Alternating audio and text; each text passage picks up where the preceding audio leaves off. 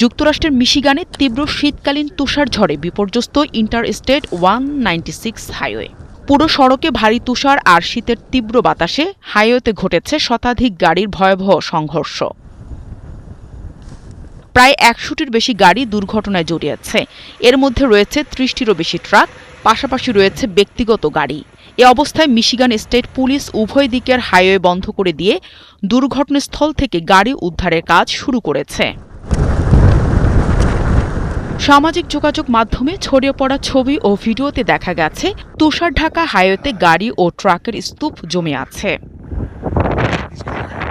তুষারপাতের কারণে আশেপাশের বেশ কয়েকটি রাজ্যে জারি করা হয়েছে জরুরি অবস্থা। ন্যাশনাল ওয়েদার সার্ভিস জানিয়েছে, মিনেসোটার উত্তরাঞ্চল থেকে শুরু করে উইসকনসিন, ইন্ডিয়ানা, পেনসিলভানিয়া এবং নিউ ইয়র্ক পর্যন্ত তীব্র শীত এবং তুষার ঝড়ের সতর্কতা জারি করা হয়েছে। মিশিগানে তাপমাত্রা ২২ ডিগ্রি সেলসিয়াস বা ৮ ডিগ্রি ফারেনহাইট পর্যন্ত নেমে যেতে পারে বলে জানিয়েছে আবহাওয়া দপ্তর। এ অবস্থায় প্রয়োজন ছাড়া স্থানীয় বাসিন্দাদের বাইরে বের না হওয়ার পরামর্শ দিয়েছে কর্তৃপক্ষ। নাহিদা রিন্থি, ৭১।